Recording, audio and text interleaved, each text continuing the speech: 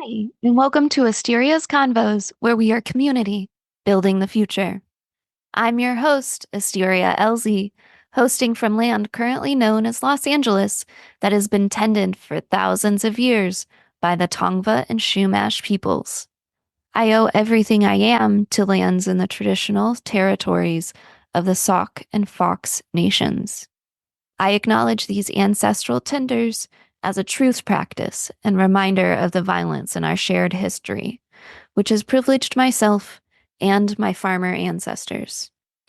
Other identities I lead with are white, gender nonconforming, bisexual, and polyamorous. I'm newly discovered neurodivergent. I have CPTSD, severe generalized anxiety, and am chronically ill with Ehlers-Danlos.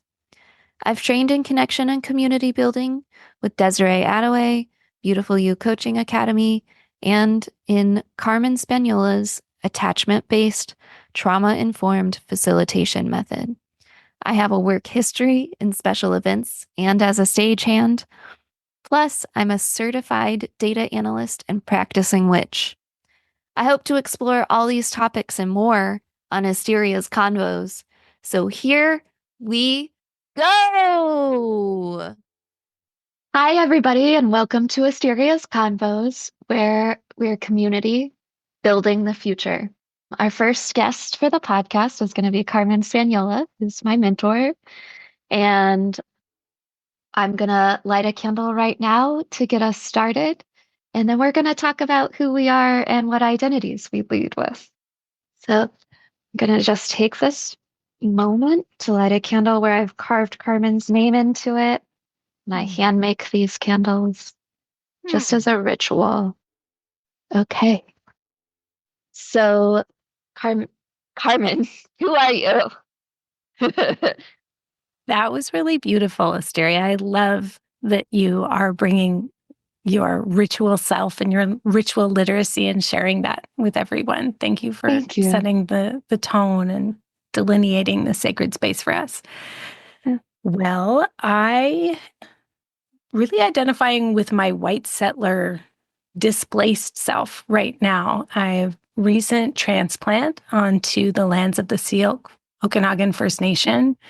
It still doesn't roll off my tongue easily because for so many years I've been opening my podcast and my classes and workshops with a different land acknowledgement from living in a different place. And it still kind of wants to roll off the tongue. But here I am on new land. And as an animist, that is unsettling. So I feel like I'm just like kind of a fish out of water. Like, wow, look at all these ponderosa pines when I'm a cedar and salal kind of gal, Yeah. And that brings in a lot of my identity as mainly Scottish Highlander transplant to Canada 5 generations ago. But I am thinking a lot about ancestry and how many lineages of displaced people I have in my background. Just feels very alive for me, for sure. In the more mundane, I'm mother and I'm a wife, and those are two very important identities to me. I never thought I'd be a person who's like, I'm a wife. I don't know. It just didn't ring true for a long time in my feminist heart. But actually, my marriage is so much a part of who I am as a person. I feel for sure very shaped by trying to be monogamous, for sure. And then as a mother, I have one child who's an emergent adult. They're 21. They identify as trans, as gay and anxious, as neurodivergent. And that journey to try to keep connecting across our neurotypes and across our differences and across our generations, that's a really big part of how I move through the world. I'm just always thinking about those relationships. And then I have, a kind of next concentric ring or circle of identities of being someone who has a certain level of visibility in a very, very tiny niche slice of the internet. And I've published a couple of books and I teach courses and I have my own podcast, the Numinous Podcast. So I definitely have public-facing personalities and identities that I think precede me in Mm. relationships a lot of the time. And then people meet me and they're like, oh, she's like that, not like this, So yeah, but those are the identities that I personally lead with. Is like I lead with an awareness of my settler identity, and I lead with an awareness of who my people are in terms of my very intimate circle of my partnership and my parenting. Yeah, absolutely. Do you find that people think something different from you, from your public face, than personal? I think so. I think so. I think people do think it's something different than what I actually am. It's taken many years, I think, to maybe I just had to leave enough breadcrumbs for people to see, like, I'm not so fancy. Or, like I'm working class. I have my own trauma. I've been bankrupt. I don't even just something small, like I notice the class expectations when I say I've moved and they're like, oh, yeah, I know how hard it is to sell a house. And I'm like, sell a house? You think I'm a landholder? No, no, no. I'm a renter, like, no, no, I don't know what you're thinking, but I don't have a big mortgage or, like I just think little things like that sort of tip me off sometimes that people might think I don't know, just more like upper middle class than I really am, maybe. Sure. I guess it is easy to see someone who is successful in a certain niche online and think and imagine their life is fancier than it is. I find you to be really congruent with your public facing persona, but also we've been in community for about 4 years now or more. So, yeah. Yeah, and I try harder at that than I used to. Like I definitely am a person who for many years and especially because I used to work in sales, I used to work in the wine industry, I've worked as a private chef on yachts for the very wealthy. I went to private school for high school and it was like a pretty fancy place and I had a lot of leadership positions. But I can see the echoes of that through my life where it's like, oh yeah, but I was there on like bursary, like which is I don't know, in Canada, bursary means like you have financial need. It's not just that you're a smarty pants. It's like, oh, you're poor. That's what you're there on bursary. And so when I left that context, like yes, I looked like I was very successful, head girl, head of sports, head of, citizenship, all this kind of stuff.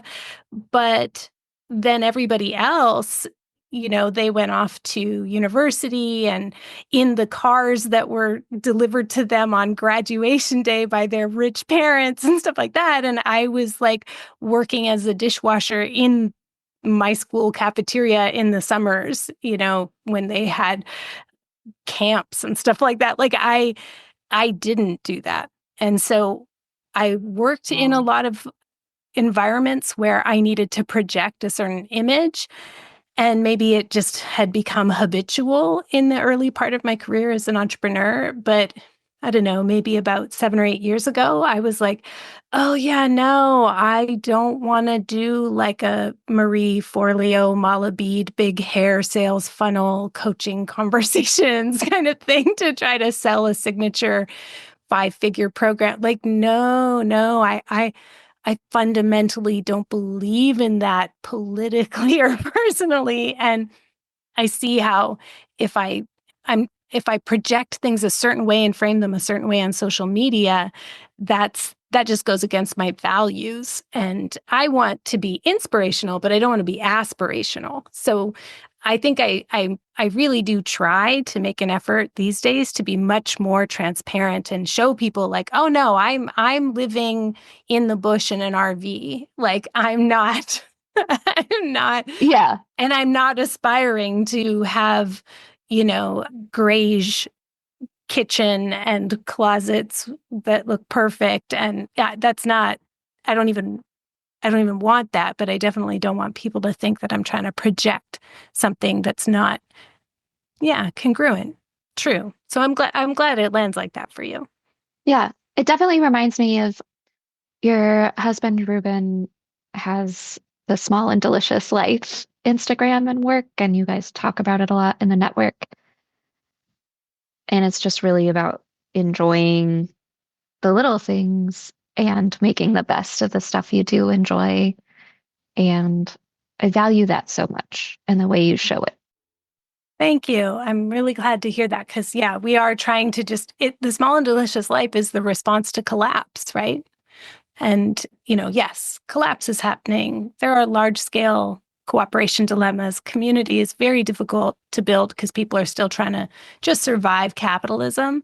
Mhm. And yet, but also, there's so much beauty and poignance, and the connections that are made feel so miraculous. And it's just so life giving and joyful to be in connection. And even if that connection is in struggle together, and I think satisfiability is a really big part of how we're going to survive collapse in whatever form it takes, whether that's a personal calamity or a collective one. So yeah, the small and delicious life is Ruben's website. And it's also the hashtag that I used. I was like, that's brilliant, love. I'm going to use that hashtag. And now I think if you follow it, I've tagged it like over 1,000 times or something.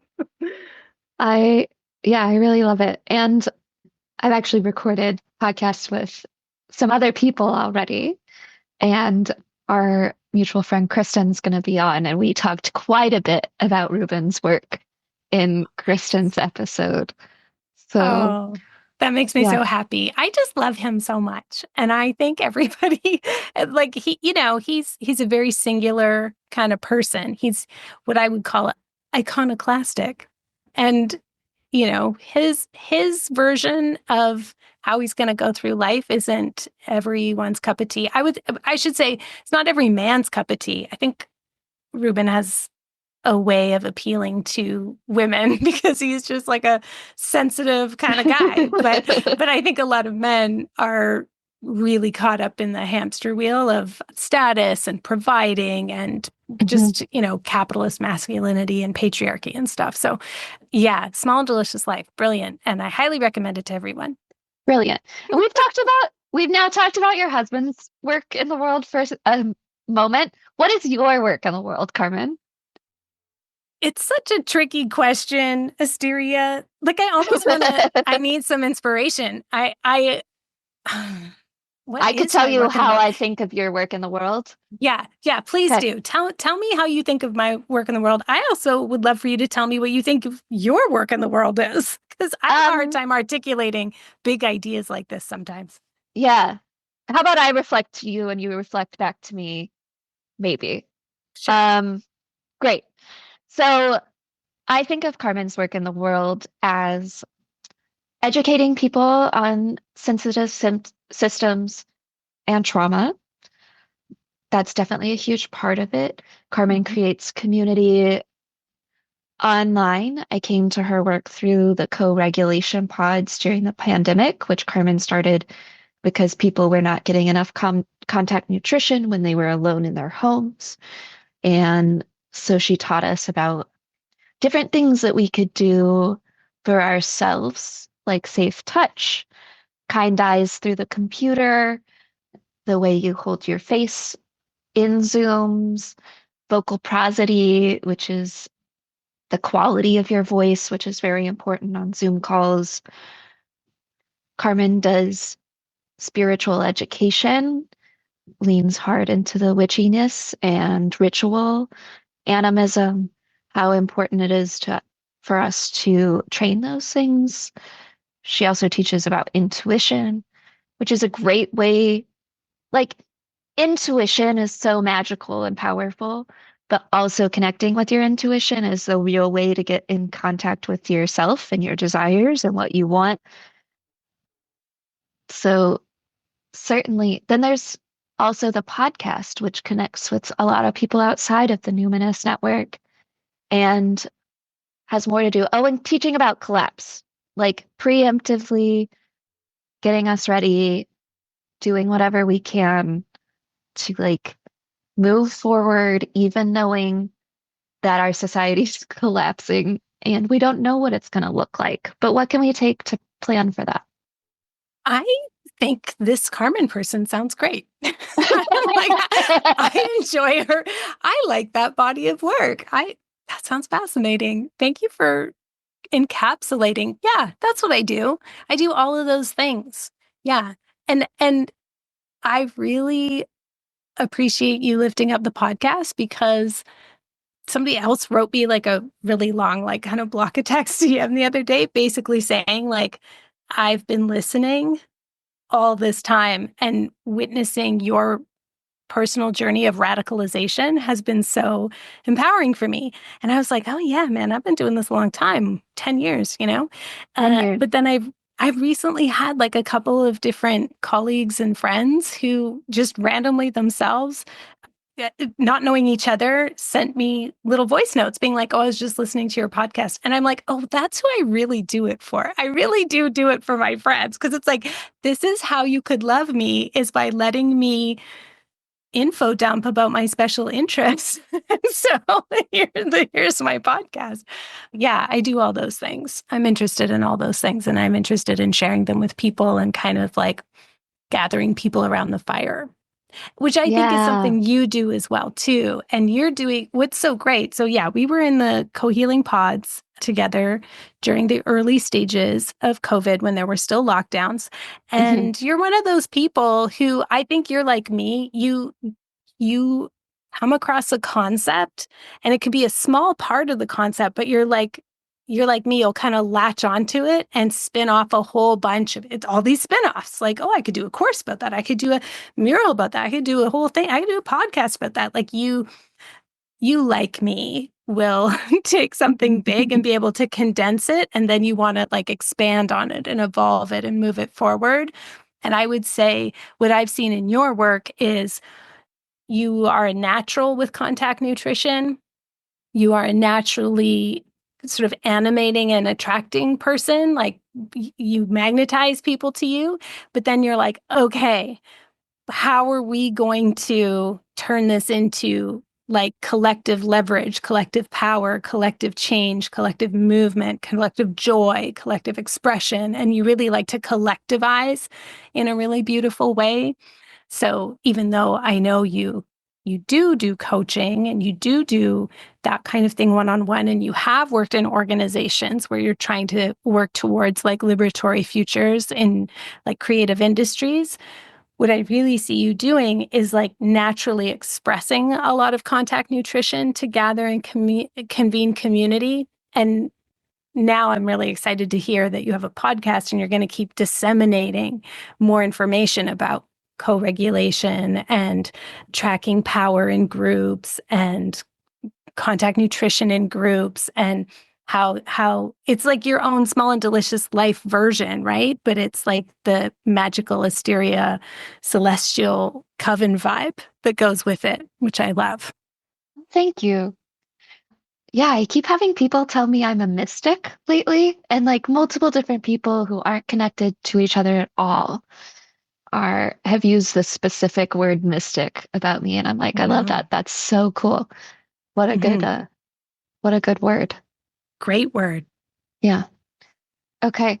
So, Wait, before yeah, you move, I just had a yeah, thought about mystic. yeah, So there's like a couple things that come up for me. First of all, mystics don't have easy lives.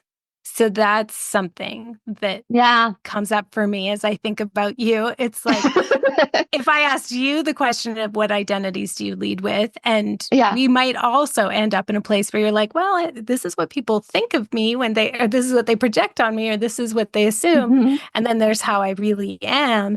And that fits with kind of a mystic vibe. I also think about like when I lead people out on quest, where I don't know, I'm not going to say a bunch about it, but basically I'm leading people out it's a 12-day journey, but the middle 4 days, they go out for their solo. And on their solo for 4 days, they just have like their tarp, their water, their sleeping bag.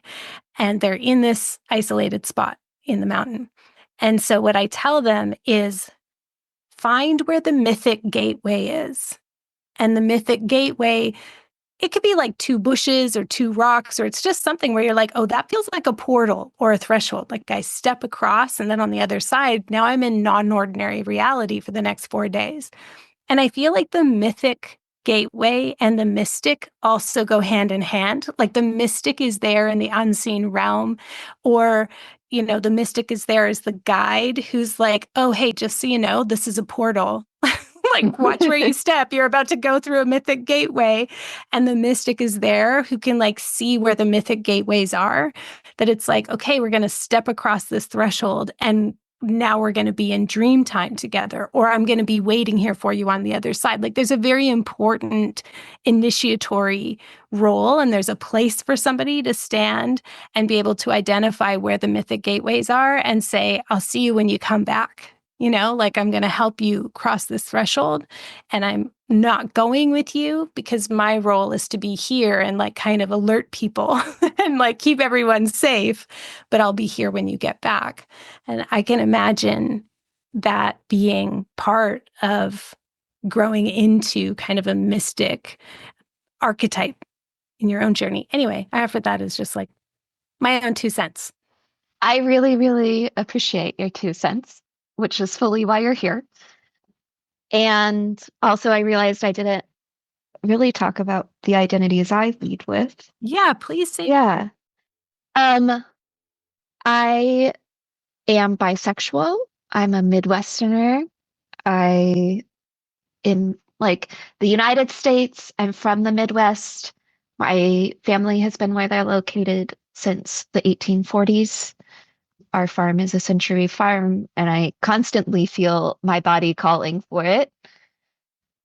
And also, I'm aware of being a disenfranchised white settler, and that the pioneers who settled there have taken advantage of all of the First Nations. And I do identify as a radical, as an anti-capitalist, although I do want to say that doesn't mean I'm against small business. I'm against the overarching late stage capitalism problems. And I think we need to find more collective answers, more community answers to taking care of each other. Yeah, anti-exploitation, which is what capitalism is, but not anti-commerce. Right. Right? Let's do business. Yeah. Let's do Take business. my money. But like in a way that is a trade-off for you and me, instead of just like draining people of their money. Love that. I'm polyamorous. I have a husband and 2 partners at this time. I'm a witch. I also don't talk about this much and won't like elaborate much on this, but I am a high priestess for the goddess Asteria. And also there's some important identities that I've got that I like would rather not have. Like I've got CPTSD. I'm late diagnosed autistic. I'm not even diagnosed autistic, just peer reviewed, as you would say. But definitely it's affected the way I've shown up in the world and interacted with jobs. It's made it hard for me to hold a job. And yeah, I think that's the important ones right now. I do identify as a community builder, which is also a tag someone else gave me in like February of 2024. So I was like, oh yeah, that's it. Totally. It's nice when people name something that like it's the water in which you swim. So you're like, oh, yeah, I didn't sort of realize I needed to name that explicitly, but I guess it's helpful, especially when there are people who are coming into your sphere who are new to you. Yeah. And I definitely, the identity as a mystic is new and recent. And what you said about showing people where the portals are potentially, I've done so much of that in my life. Like here, you're going through an initiation and an up leveling, and I'll be here for you. Mm-hmm. Yeah, that totally sounds you. That's you. Yeah. Yeah. Yeah. So our next question is like, how have you built community over time? How are you building community in the world, Carmen? Hmm. Well, there's two different answers. So over time, how have I built community? Over time, it has taken a long time. I would Yeah. say, so I'm 49 now. I'm really gunning for 50. And as soon as I get over 50, I'm going to try to savor it. But I know that I'll have like summit fever for 60. I love aging. And I think I started to really love it after I turned 40 Hmm. most. So 40 was also like I was very excited about turning 40 and I had a birthday party and it was a costume party. It was a wild gods and goddesses party and everybody came as some god or goddess and I had like my regalia on. I was Artemis. I was like I had like this headdress and it was just amazing. It was so awesome. I loved it. And quite a few people came and quite a few people wrote me really lovely cards and I still have them in like a special place and it was so wonderful and there were wonderful people from different times of my life. Hmm. And I also recognized that I was like, I'm a different person to each of these people and no one person really kind of knows all of me other than say my husband. And I recognized that there was so much to be grateful for that it's like I'm having a party and people are coming to my party. Anytime I have an event, even a class online, I really do still feel like, are people going to come to my party? And then when they come to Yeah. my party, it feels so good. And so it was really nice to be like, wow, lots of people came to my 40th party. That was really like heartwarming and just like did so much. It was such a gift for my like inner adolescent who was insecure. Yeah. But also what I realized is that I had a lot of people, but I didn't have a lot of support in terms of like contact nutrition, what I would now call contact nutrition. I was Hmm. like a giver and I was a convener and I was a teacher and I was like a broadcaster of energy, if I could put it that way. But I didn't feel like I was being tracked or seen or really gotten at a deeper Hmm. level. And I just knew I needed to change that. I just knew it wasn't sustainable. And like my intuitive self, the me ahead of me that wills me forward was the one who was like, Carmen, you need to like get real about this. You need more support. And I got really deeply into my like attachment training and somatic attachment repatterning and like attachment trauma recovery and sort of general somatic trauma recovery and all of that. And through skilling up in those areas, I was able to see where in my life my needs really hadn't been met and how I overcompensated in so Hmm. many ways for that. I just was such an overcompensator.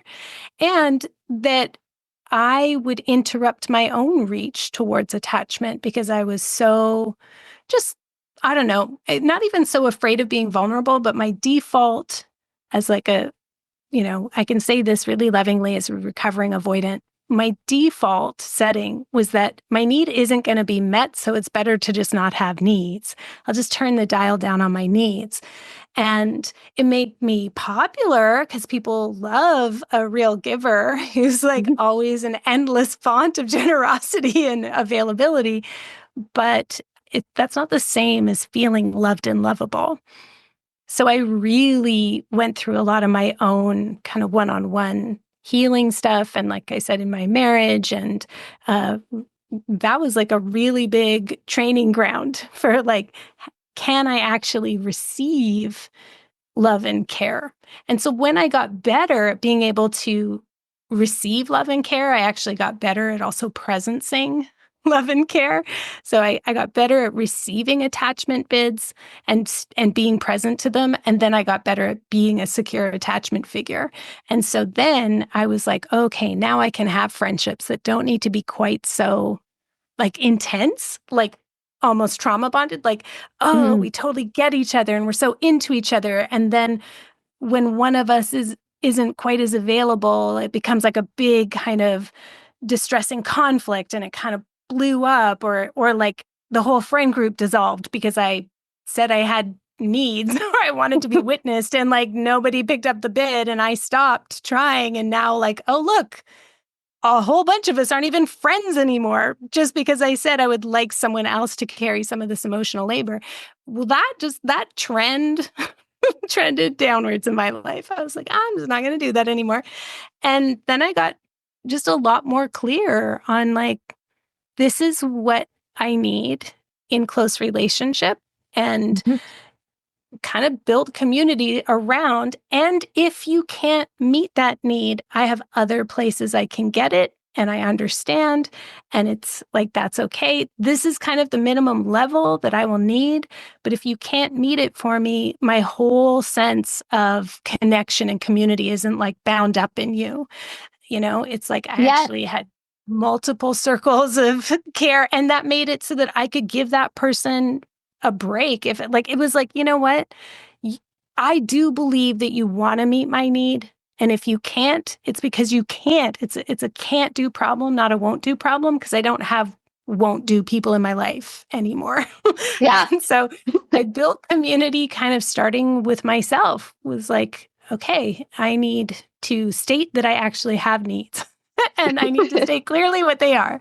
And if they can't meet them, I can totally roll with that. If they just kind of keep not meeting them, I'm not okay with that. And so now I would say, 9 years on, there's just like a deep and abiding sense of permission to not be, let me restate that, permission to show up however you can show up.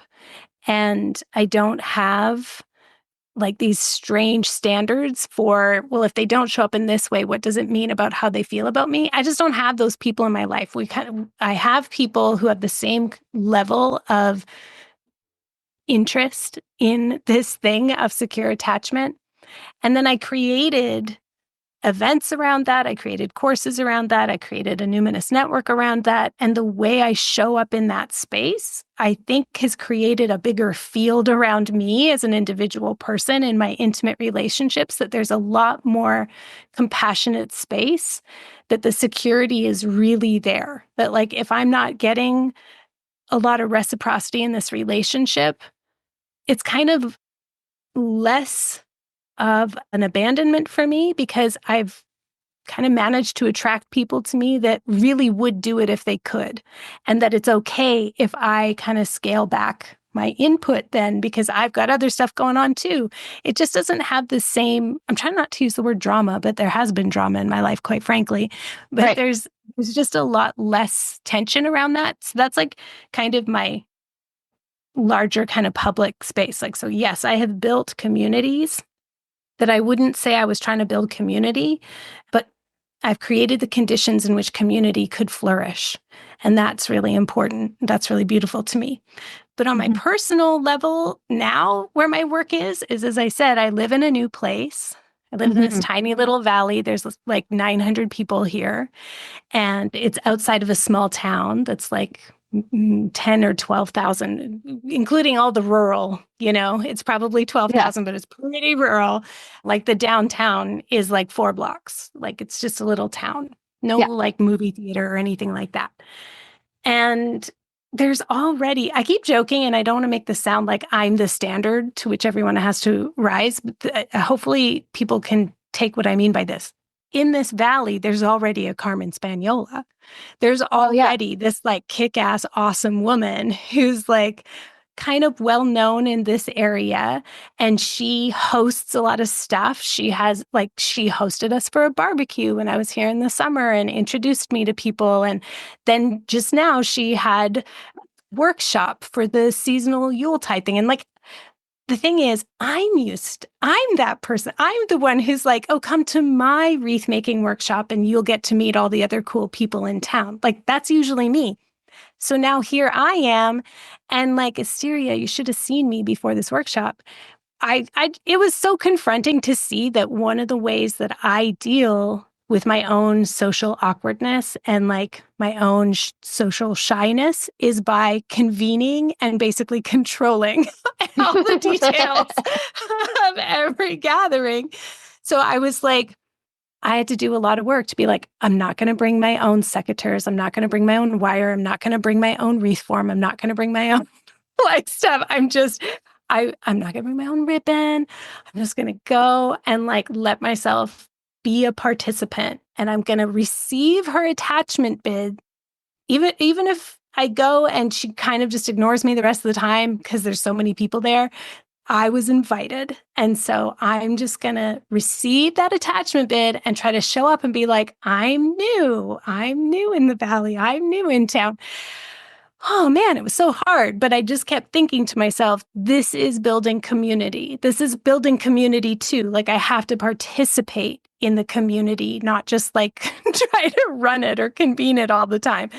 Part of building community is accepting care and accepting invitation and saying, yes, I accept, even though it was so awkward. It was very uncomfortable. And it was, oh, it's hard to go to a party where you like don't really know anyone. So I did it. I brought my mother-in-law, I brought my kid. I was like, hey, let's all go together. Like I went in like our pack. But my mother-in-law like knows everybody. So she drifted off and then it was just me and my kid. But anyway, it was that's how I'm building community, is like showing up and being like, I'm just gonna trust. And I will also say, my Scottish self, there's this like Scottish Gaelic concept of the fitness of things, which is just like having a felt sense of like the proper way to be in community or be a host, or like the proper way to like go through unspoken protocols. And I was like, the fitness of things that tells me that I need to say yes. I should show up with like a hostess gift. I should send a thank you note the next day. And as I go into her space, even though it's like totally not how I would do it, everything about it, I was like, wow, she put so much effort and care and work. Like she is a witch and she is doing awesome things. I could see the fitness of things everywhere. And I was like, I like her and I like this place and I like how this is being run. And it felt very important to me to like send her that text the next day, thanking her and like naming all the ways that I saw like her contact nutrition come through. It was really wonderful. I was like, okay, this is me building community. Is I'm going to let myself be invited, and then I'm just going to be a really good guest, and I'm going to enjoy all the bids that are coming my way, rather than sort of scanning for like, oh, I wish I brought my own ribbon or whatever the fuck, like, I'm Yeah. sorry. Oh, Anyway, it's fine. yeah. So that's what I'm doing. I'm kind of in between things. I've built stuff through in-person and online events, but now what I'm doing is I'm actually learning how to be a community member. And that's a whole different journey. So that's me. How about you? How, like, community's your shtick. It's your thing. You're like a natural. I can't imagine. It sounds very brave to me even to say I'm building community. I still kind of shrink from that a little bit because, like, what if nobody comes to my party? Tell me about how you're building community. Well, I totally get the feeling of like, what if nobody comes to my party? And I still have it. Like every time I host my tea time in your network, I'm like, what if nobody comes to my party? Where like I had my birthday party early and my birthday is coming up this weekend as we record this. And like, I'm like, but what if I'm alone all weekend? And like, I still get that. And I've had this deep, deep loneliness like most of my life where I felt like I didn't fit in. And it comes from trauma, it comes from autism, like it comes from growing up in the Midwest as a complete like weirdo. And I'm in Los Angeles now, the land of the Tongva and Gabrielino people. And I definitely would say that being poly this year has helped with the way I build in community intentionally. We People are used to having conversations about the care that you put into a relationship, and they're used to the idea that they might need to show up in a different way for someone to meet their needs. And that deep loneliness I've learned through the training is like somewhat a vagal, an underformed, like vagal nerve thing where I need the more contact nutrition. And it's much easier to co-regulate if I'm around people, or much easier to regulate if I'm co-regulating. If I just sit alone for several days, it comes back. And I'm like, oh no, who am I and what value do I have? But I build community with people by intentionally making time for them. Like maybe they're magnetized to me and maybe I connect with them a specific way. I am like pretty. I have a kind of bubbly, sparkly personality. I'm interesting. I have a very interesting style and look that's either intimidating to people or makes them feel really comfortable. It's kind of You that also gay have, sorry, go ahead. style. I was going to say it's like gay style where it's like it makes other people uncomfortable and it makes gay people feel safe. Like, Right, right. I think that goes along with that, if I may just mirror a yeah, bit, of you course. also have a pretty strong fidelity to the truth. So you show up quite authentically and as who you are, and you will just say things. And this is again like a little bit autistic, maybe a little bit gay, but it's like you will just say the truth in a space without guile, without malice, without intending any kind of like double message or loaded anything. You will just say, but I see this pattern, or, oh, but this is what I hear. And that can be very disarming for like, Mhm. kind of, yeah, people who are maybe more neurotypical or who are still masking to survive whatever it is, survive capitalist, imperialist, white supremacist patriarchy. Whereas you're kind of like, you bring this like refreshing authenticity, but it can also come with this like kind of the awkward silence that comes with truth at times. Like you'll Yeah. just say something. Maybe this is why it's hard for you to hold a job. It's absolutely why it's hard for me to hold a job. People who are in charge just don't like to hear the guileless truth necessarily. Also, maybe, yeah, they find it abrasive. Mm. Yeah. I don't know what else to say about that, except it's made my life harder, but I wouldn't give it up either. No, it's No. such a, well, I think of it as like if you're in like a really hot, warm room with like a blazing fire, it's like, yeah, you're the fire that everyone's around, but then every once in a while you'll just open the window and let the cool winter air in. And it's like, whew, it's also kind of bracing, right? I like it. I like both. Yeah. Yeah. When when I was a kid, my dad had this old Jeep truck, and one time he fixed the heat, but it would only work on full blast. And so we're in the Midwest and we're in this old truck, and it's one of my best memories, just like having the heat on full blast, but the windows down. Yeah. Because in December at nighttime, there's snow on the ground. But yeah, I guess that is somewhat what my personality is like. It's like having the heat on full blast or a blazing fire near you. And like sometimes maybe that light's not as comfortable as people would like. Mm. Hmm. Hmm. Yeah. But for the people who do enjoy it and want to hear what I have to say, it's great. I help with throwing parties because I enjoy that. So like if other people are putting on parties, like I'm happy to be there and show up and hang decorations and like be there. I also love to have breakfast with people and sit with them for 3 hours over coffee talking about their lives and my life. And like, that's a great way I connect with people. But then the other thing I love is bringing them all together.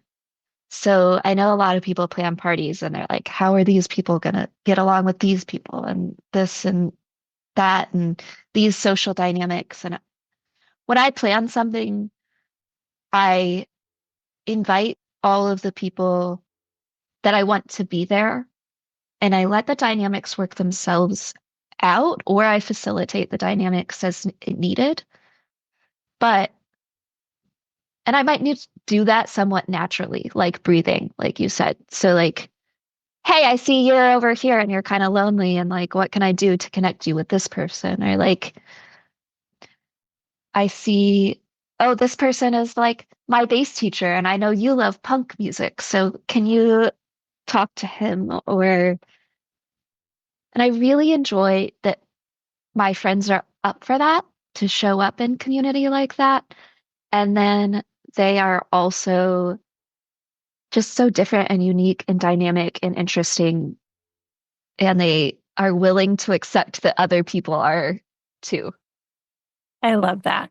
Yeah. Well, and you know, I there's an old saying that's been like appropriated by, I don't know, bro dudes who want to optimize their lives, but it actually has a grain of truth. But the idea that like you're the average of the five people you spend the most time with. Mhm. And so it's like pretty cool when you have very awesome people around you. It just like Yeah. makes you more awesome, right? And I feel the same, but I'm like, I think the people around me, I think I know a lot of very iconoclastic people. It's like not just my husband. I think my child is, I think I just know very interesting people. And that makes me feel a little more secure about who I am because it's like, well, my community is a reflection of me. I've worked like very hard to be in relationship with these people. And so that's like, I think that's a really good aspiration to have is like try to make Yeah. connections between people you think are awesome. And when it works out, it's so beautiful and it does reflect something about you, right? I love it when I love these people. And so then there's like a pretty good chance that they'll like each other and love each other. And the more transparent and authentic and true to myself I am, the better chance that it's going to be like ding, like ring like a clear bell because I'm not one way with one person and a different way with someone else, you Mhm. know? Hmm. There's that commitment to truth and my own integrity and values. So the people I'm in relationship with value that about me, Hmm. my commitment to integrity and my commitment to truth. And I think the world of the people that I am in relationship with. Yes. And that's an important part too, because I talked about all of them to each other and then like, here's my like great amazing friend who's doing this, and here's my great amazing friend that's doing this. And yeah, so there's that too. Like I have no problem introducing to them to each other because I'm just like, this person's fabulous.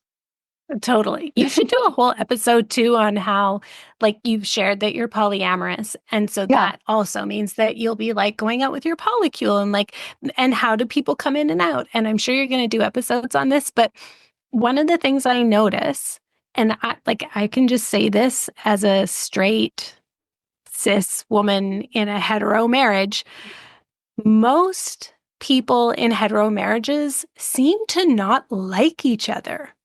Like Mhm. from what I see on social or even hear from people or, see in media, it's like, oh no, no, no, no, no, no. Girl, bestie, that is not the behavior of someone who likes you. Never mind loves you. It's like, this is no, no, no. That's not how we speak of our beloved, like, I'm not saying people can't like bitch about people they love. Absolutely. But I just think you can really tell when people don't think the world of who they're with, and you can tell when people do. And I think it does make there's a way better chance you're going to have a good experience in community if you are around people that you genuinely love and you think the world of, and you can't wait to tell people all about that. But from what I see out in the world, it seems like a lot of people in hetero relationships, like, I don't know. I see a lot of like acerbic humor that I'm like, that's not funny. That's really sad. You know, even Yeah. like, yeah. Well, and I also think that grow, well, first of all, I want to say that my poly community is part of what's really helped bolster me also. Like, because we all think the world of each other and are doing our best for each other and like assuming that the other person is doing their best and just having an emotional reaction. Mhm. That goes so far in relationship. But then also being willing to have your boundaries and be like, no, you can't treat me like that. Or like, I just genuinely don't have enough time. Like, Mhm. I love you and I want to spend as much time with you as possible, but I don't have it right now. And then there are other people that I may not be sexually connected to, but I'm emotionally connected to in various ways. And those people also think the world of me and are willing to be there to spend time with me, to hold me on the days that my mental health is particularly bad or whatever. So I think that's really important to me right now. And Are there you was going to be something else I talking more wanted to about this say. on the podcast? I want to. I don't know. I haven't really done it so far, but it seems like it might be time to set up an episode for that specifically. You can work up Yeah. to it. There are going to Yeah. be lots of seasons of your podcast, so no Yeah. pressure. But I can imagine you having many fascinating conversations about community building from many different perspectives and many different communities, and that's just one Yeah. that I think we could learn a lot from. Yeah. And I was going to say that that feeling in society, the prevalence of like the straight hetero relationship being so negative, I think is something that we are grappling with as a society right now. Like there's that show right now, Kevin Can Fuck Himself, where it's a parody of, it's kind of a parody of the shows like Loves Raymond. Like, That's great. yeah. And so the main character is on one of those shows with her husband who's constantly doing terrible, stupid things.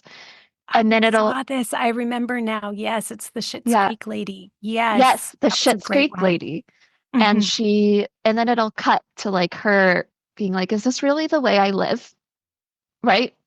Yeah. And her identifying that she wants better for herself and that she wants her life to be different and stuff.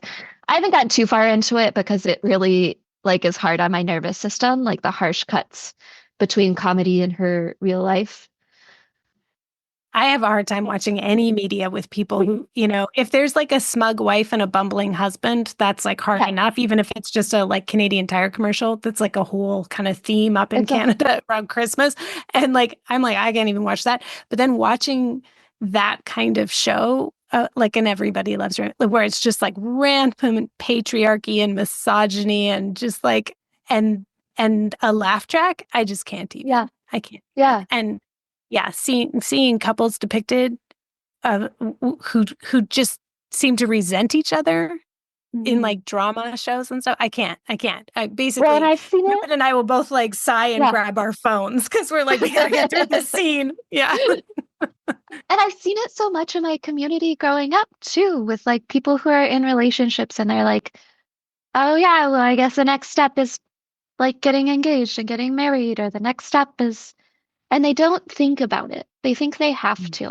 Or I sat there at the table with my family, and family friends have said to me, well, you're gonna have kids sometime.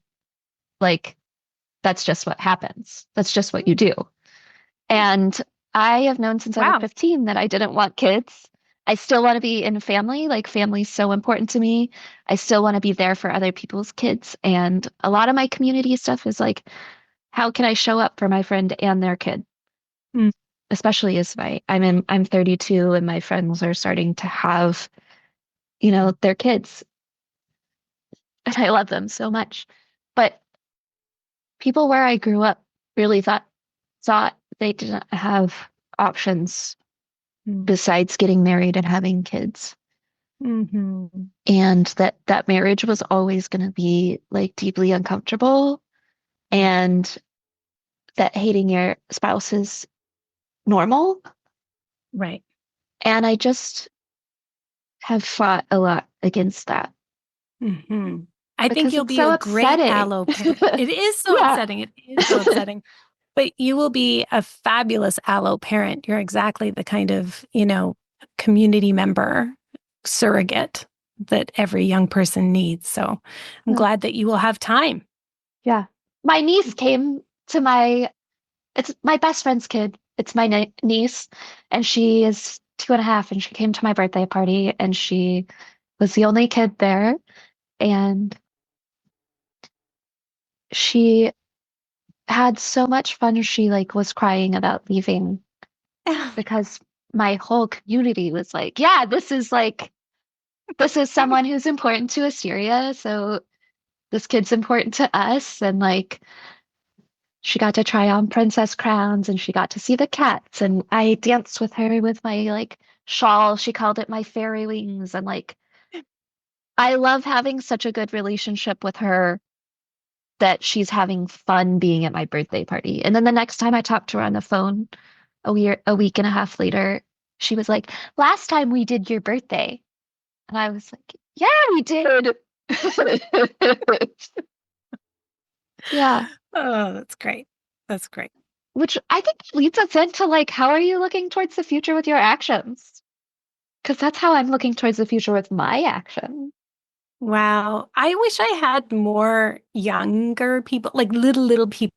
Like I always knew I was just gonna have one child, and Hmm. I miss that new baby smell, and I don't know anybody who's having babies, and I think probably my kid won't have a baby, and like that's totally fine by me, but I gotta attract them somehow. So Yeah. uh the big actions honestly right now are about moving to this land where I live, which is my in-laws' land. And it's just been profoundly difficult. I had to share with someone the other day who had like a very difficult situation, and they didn't think they would have the strength to like make the hard decision they needed to do to like say goodbye to one part of their life and step into something new. And I was like, believe me, it took me 8 years to become the person I needed to be to make the choice I made in this last year to move to my in-laws' land. Hmm. And this is land that's been just profoundly neglected. And I'm now supporting, five of us. And my husband is working time and a half, full time and a half, just trying to get this. We are in an RV in the woods. And so there was no power, no water, certainly no internet, nothing like that. And it's been a very big undertaking to come and be here and try to support my in-laws who are elderly, overwhelmed, tons of unresolved trauma, undiagnosed neurodivergence of multiple kinds, etc. And so, it's a lot. And even if they were highly functional, this land needs more people to become a regenerative farm and to be actually able to support the people who live here. We're in subalpine desert. It's like we're in wildfire territory. It's certainly too much for two old people to try to keep this place heated in the winter and like with enough food in the pantry. And so we need to turn this place into something viable well into the future. Also, because my kid, who, as I said, is 21, autistic, ADHD, other mood and personality disorder diagnoses, and clearly has some kind of fibromyalgia emergent or some kind of dynamic disability, probably long COVID, but I think soon will be diagnosed as some other physical ailment. They're not going to be able to farm by Yeah. themselves. They're like, who's going to support my kid? So a lot of what we're doing is setting up infrastructure so that we can have a generation of, well, we call them the they thems. There's kind of been people in our orbit for a while that I've been like, they're really capable, or they have the kind of small and delicious life ethos that like the tone, the texture, the manner of approach, the fitness of things, right? It just fits really well with kind of how Ruben and I move through the world. And my child, who is like very much their own person and certainly not just a clone of me, but they also, like, they're an artist, they're a writer, they are a radical. And they are going to need, we're going to need another group of people in between us that can be community for my child if anything happens to me. Eventually, I'm going to die. Ruben's going to die, and my kid is going to be a disabled older queer person. So they need community. So all of our actions right now are about creating infrastructure that could support probably somewhere between 8 and a dozen or 15 or under 20, but probably more than 10 of us. And and our goal is to create a bit of a sanctuary space for they thems, for queer younger folks who are radical, who need some sanctuary space and are looking for something more rural. The rural life, really, really appealed to my kid. We had done everything for many years that we could think of. Every time my kid had like a new symptom, I was like, oh, somebody in my network actually works with that. Or, when I look back through our Google Docs, I was creating like a one pager for the doctor of like, here's when this symptom appeared and this is the therapeutic intervention we took. And I like looked back over 10 years. And on average, I was like, wow, this kid has had like 2 healthcare appointments a month for a decade. And it's not getting better. Things are getting just more complex. And so what we actually need is like 70 acres and a couple horses. And so that is what we're doing. It's like we moved to a place where my child could have this more autistic lifestyle, which is like fewer people, fewer, sensory inputs, and a low level of change, high level of routine. So, we are tracking that there are people in our community already who also need more of that. And so, yeah, everything we're doing here is to be able to get to a place where not only can we sustain like ourselves with regenerative agriculture and farming, and also to be able to be regenerative in our ability to have like community and people that we work together. It's like the smallest unit of the family is the meal. And we really like the feeling of coming together over food that we have grown, that we have prepared, that we've conserved, and that we're now enjoying together. But it's just not going to be realistic for my child to be able to like live on their own independently into the future. And so that feels very much like what I am doing is like kind of pulling my energy inward and really thinking about what would be needed for the conditions of community to flourish here. And we are so much at the very basics of like, well, we need power. We need like composting toilets. We need internet. We need, housing. We need all these things. And I'm very grateful to my in-laws for living at subsistence poverty levels and just enduring like from the 60s to now so that this land is paid for. And even though it's in really rough shape, it feels like we can build a future. And even if wildfire comes through and knocks everything out and it has to spring up again from the ashes, I mean, that's what Indigenous people have done since time immemorial here. And the good thing is like, okay, we are here and we want to be in good relationship with Indigenous neighbors and hosts. And we also need to be able to create a future for my kiddo. And it won't be any good if they don't have community here.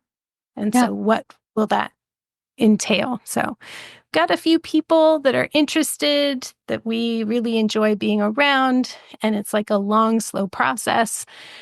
But that's kind of like my big long-term thing. And then my short-term thing in terms of actions is in the Numinous Network in particular, I'm really thinking about the first 100 days of 2024, not of the next American presidency solely, but certainly the first 100 days of that. I think it's going to feel like an onslaught. I really do. I just think it's going to be shock and awe at the largest societal level.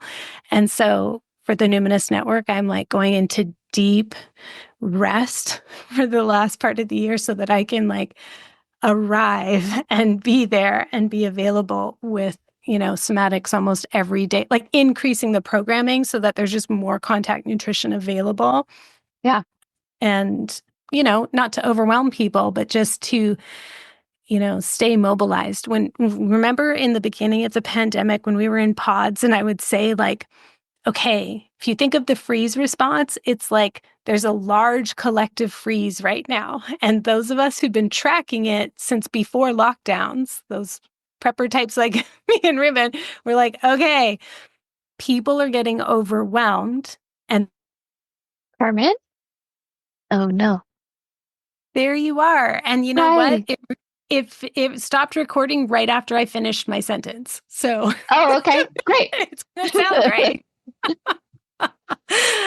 Oh, sorry about that. I don't know what happened. I didn't have My internet completely crashed out for a second, so it wasn't you at all. okay. Yeah.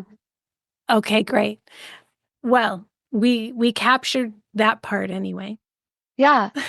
I was gonna say, I was thinking while you were talking about like my desire to live a more autistic friendly life, and eventually I would start a place where my community can go and live, and Asteria's rest. Asteria's rest. So that is like the hopeful eventual plan, because I know that I'm autistic. I am severely anxious. I have CPTSD. I have a hard time holding a regular job. And I am very, very important to my community. But also, what do I do about like, you're frozen again? What do I do about money? Like moving forward, it's all a big question. Did I lose you again? Did you hear what I said? Yes. I heard the beginning of I'm Okay. also very important to my community or something Oh, like yeah. that. Yeah. I'm also very important to my community, but like that's not a monetary standpoint. And like we still live in a world that's collapsing. So there's less and less work for the working class. There's less and less work for, there's less and less work in general, but Mhm. we're not admitting it. And so, like, regular people are feeling the most pressure. The Mhm. neurodivergent people are feeling the most pressure. I know multiple people that are disabled in some way that lost their jobs right after the election. And it just reminded me that like, it's always disabled people first in fascism that are Mhm. losing, because our society deems disabled people as not worth it. Burdens, yeah, they're Burden, not non-productive. In fact, non-productive. costs, yeah, Yeah. expenses. Whereas, like, as I've discussed the idea that I'm a mystic with people, and mystics often have hard lives, they often have chronic illness, they often had pain, they always needed to be and were supported by the community Mhm. for the thousands and thousands of years. Mhm. But, like, what do you do as a mystic now? Yeah, People keep it's a hard saying it gig. to me. Yeah, they're like, what? Of course you don't fit into a job. You're a mystic. Okay, well, Yeah, cool, but like, how do I pay my bills? totally, Yeah. totally. And again, hence the solution is going to be collectivizing. So you make your life as small and delicious as you can for sure, but then we have to collectivize. We have to make these like, do I want to live with my in-laws? Do I want to live? Do I want to leave the land I've been on for 3 generations, Southern Vancouver Island, a totally different ecosystem? Is this what I want to do? No, this is not what I want to do. But I took the 8 years. Most people are not going to have 8 years, but can you like make that time horizon even shorter and just like do the work to become the person you need to be like, what is it going to take for me to collectivize? And what do we actually like when you ask, what actions are you taking? It's like some of them have to be very tangible. They can't just be really great ideas, right? We No, have to put them into practice. So anyway, I would love to hear what are your actions? that I'm taking. The podcast is an action that I'm taking, collectivizing the individual ways that people show up for the world, show up for their community, show up for their neighbors, the actual people who are physically near them. Mhm. I love that. I love the ideas that give to other people about what they can do around their community. But then there's also like tangible things I do. Like I take my dog out and like if there's other dog poop that's been left near where I'm picking up hers, I pick up more dog poop. Mhm. Or if there's trash in the yard, in the like yards I'm walking around in Los Angeles, I'll pick up trash. Or other things like showing up for people when they're having a bad mental health day, or it's like the anniversary of a death in the family or whatnot. And then also allowing people to show up for me. So, and appreciating that. My Mhm. grandfather died earlier this year, and he was such a community person. And on the day he died, I had 8 friends who were willing to drop everything and just come and be at my house with me quietly. And they like, some people made sure there was food, and some people just like, one of my partners held me while my husband booked flights. And if I was just like standing in the middle of the room, not moving, that partner was like, hey, come sit down with me. So there's that part too. Mhm. There's more I'm interested in. Like at some point, I would like to be able to do meals collectively with my community because I am not a cook. I can cook, but I don't enjoy it. It takes a lot of effort for me to do it. So, and my husband works full time, and so we eat a lot of takeout.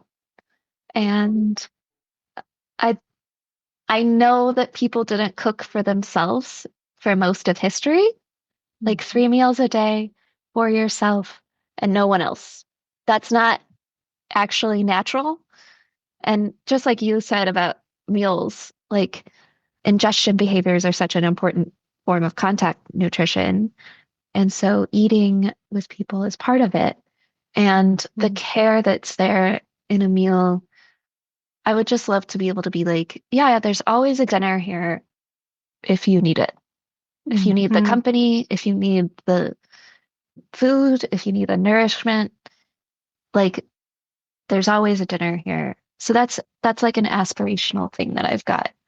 Well, That's, and maybe you'll build on it too, because you already have your polycule. Like I'm glad you brought up ingestion behaviors because yeah. like it's also another part of this being a guest. It's like I'm so, I went to Le Cordon Bleu. I've like written a cookbook. It is about attachment. Mhm. And I didn't have that growing up at the table. I hated dinner. It was such a tense time. Like, yeah, talking Mhm. about CPTSD. And so it was such a corrective experience for me to be like, I'm going to start making meals and we're going to like, I am a chef now. Like I will put everything into trying to heal from my trauma. And only to discover that this was like a big part of my child's sensory processing challenges was like having Mhm. us have such a big deal about dinners and like talking and eating and like it's just too much. Having experienced that as an adolescent myself, I could totally empathize, but it was such a grief, it was such a loss for me to be like, oh no, like this amount of like my joy felt like pressure to them. And so, like, record scratch, like, okay, let's revamp, let's repackage meals, let's like change what that's like. And so, I don't on a regular basis get that experience of like, oh, let's make a big deal. Like, I make good food and I really enjoy, like, since my husband started expanding his repertoire and like taking on that domestic labor, that's been really good. I enjoy that. But in order for me to have that feeling that I love of convening people around ingestion behaviors, I have to like right sized it. I have to right Mhm. size it. And I realize like, okay, I can be flexible about this. And My in-laws, neither of them like to cook either. And I say this with love, but like my mother-in-law is a terrible cook and Mhm. she tries, but like it is really not appetizing and it's not well done. And it's like, why are we all getting the runs all the time? Like, it's just like, this is not a safe Oh, situation. It's like, this is not good. Um, and so what we said is, how about Sunday nights? We will have family dinner, and the rest of the time we're all doing our own food. And so that means that I will so my husband and I are in an RV, my kids in an RV, like 100 feet away. And so like we'll bring over a little plate and then my kid can eat there. And I see my kid, but we don't have to have all that sensory stuff. Mhm. And but on Sundays, I'm like cooking up a little storm in the RV and we put it in these like food warmers. And then like my husband and I walk to my kid's RV, we pick up my kid and then we walk down the hill to my in-laws where we go in and there's like a fire burning and I lay out the food. And like that's the kind of amount that my kid can do. My kid listens to music in headphones while we're all eating. And it works. Everybody recognizes that my in-laws are really, really wonderful about, well, I mean, I guess game recognizes game. They're totally fine with my kids' autistic stuff because they are like clearly autistic themselves. And so it's like they're all good with it. But that was kind of the right size that everybody could do. And it's like, okay, we're going to come together because yes, the food is good, or yes, it's nice to have people cook for you, but this is going to be our shared rhythm is once a week. We're going to check in. We're going to get nourished. Everybody's going to get leftovers. And that's the amount that we can all do without feeling a ton of pressure and still having this like wonderful, it's new, right? My in-laws have been like living in the bush for 50 years. They haven't had so much Yeah. social time, and I haven't known them in this kind of way before and I live somewhere new. So yeah, Yeah. the I'm looking forward to it another era in the future when I do have like a big, beautiful farmhouse kitchen and it's all set up the way I want it. And I have helpers in the kitchen and I don't have to cook every day and other people do other times. And there's all these they thems at the long table. That'll make me feel so happy.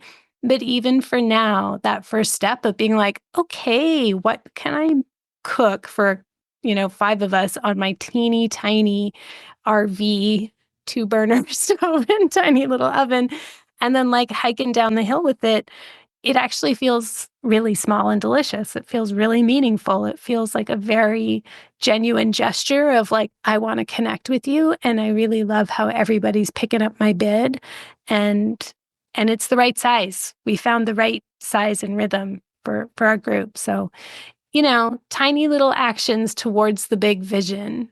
I totally Yeah, believe in that. absolutely. I could talk to you forever. And like I totally have more I want to say about like food trauma and sensory issues and being Mhm. autistic and meals, but I don't want to make this episode forever long. What are you here to promote, Carmen? Oh, okay. Well, I guess I'm here to talk about Spells for the Apocalypse, which is Yeah, my next book. Yeah, it's coming out January 15th. It's available for pre-order. I have this cool pre-order bonus. I'll talk about the book in a second, but can I just say how proud I am yeah, of it because it was like approved by my child. I was like, "Do you think this is a cool pre-order bonus?" And I explained what it was. And my kid was like, I would totally love that. I think that's awesome. And I was like, really? I'm like so insecure. I'm like such a little teen girl. Do you really like it? My kid's like, yeah, yeah, I think it's very cool. So, Spells for the Apocalypse. The subtitle is Practical Magic for Turbulent Times. And it's a book about collapse. But that yeah. collapse could be our collective collapse, the rise of fascism, large scale converging emergencies like Hmm. climate change, etc. But it's also personal collapse. So anytime we find ourselves in overwhelm and freeze response. And so, yeah, job loss, unexpected disability, friendship loss, breakups, death, all of it. All of those things are forms of personal collapse.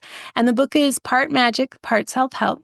It's set up in 13 rituals and 13 remedies. So 13 chapters on the rituals. Those are like calamities. So it's like these are like experiences that you would have because they go hand in hand with collapse. So like anxiety, burnout, overwhelm, those are all their own chapter. And when you open it up, it's like a quick chapter you could read. And then there's like a ritual you could do in like 5 minutes to 30 minutes.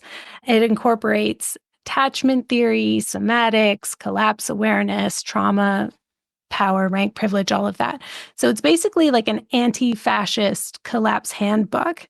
And then the 13 remedies are like, these are practices that you could weave into your life that will help you be resilient and a little bit more future-proof so that when these like wave after wave, they start crashing on us, you can stay mobilized, you can keep your head above water because of these practices. So taken together, an experienced witch would go, oh, 13 rituals and 13 remedies, you say. And I would say, yes, witch, what you do is a ritual on the full moon and a remedy on the new moon. And that would be a whole year of working through personal or collective collapse from a very trauma-informed place. And it's cute. It's like, it's small and it's a little handbook. And my publisher was like, we want like an extension of the Spirited Kitchen, but not a cookbook. Like we want another book of like spells and magic. Will you pitch us something? And I was kind of like, oh yeah, there's so many like spell books out in the world. You know what I really want to write is like a book on collapse. Like how do you navigate collapse times? And so I live by this philosophy of sell them what they want, but give them what they need.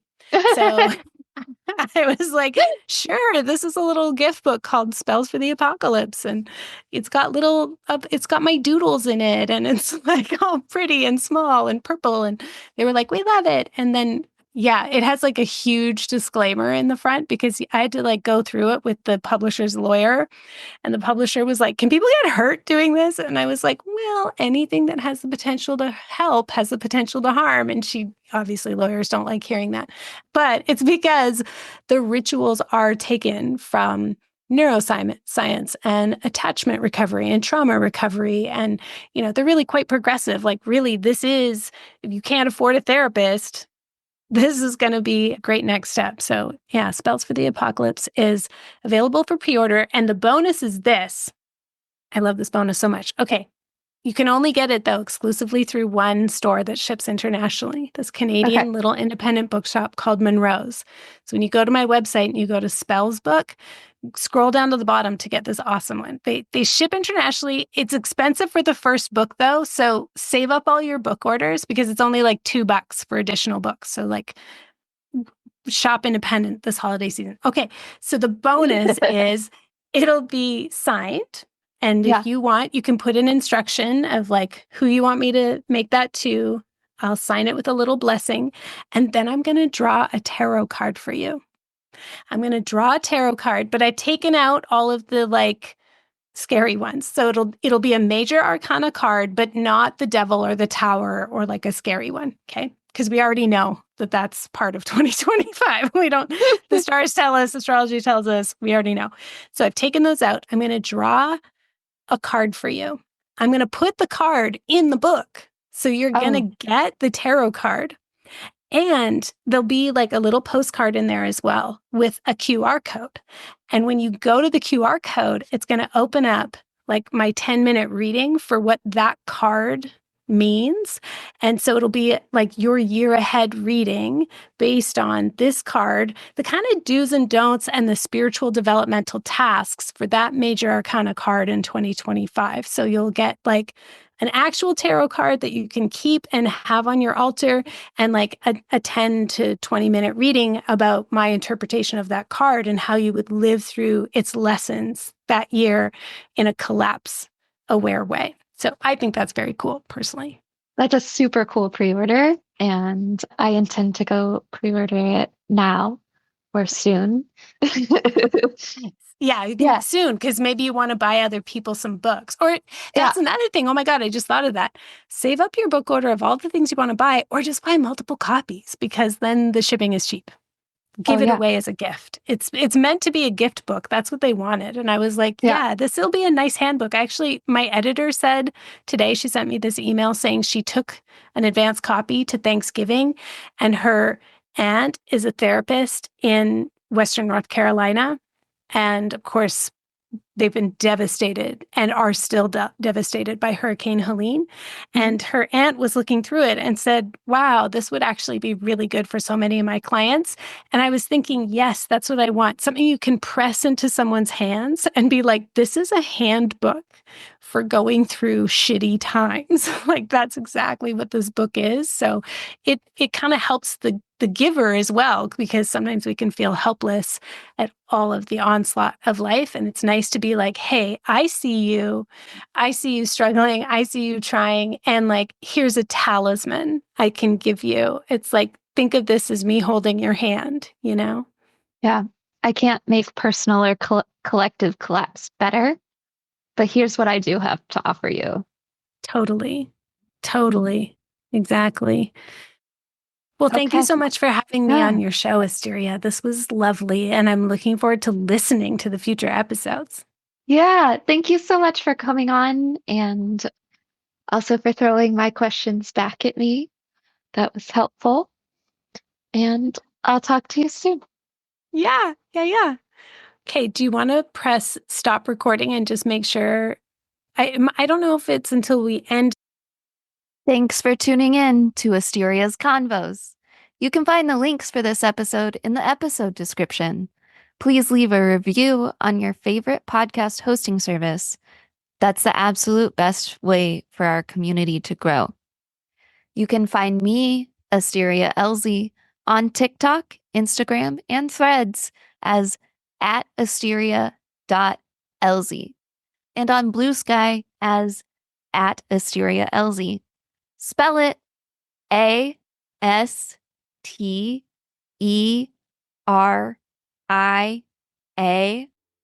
dot Elzea. Remember, your actions create the future. All my love, Asteria Elzea.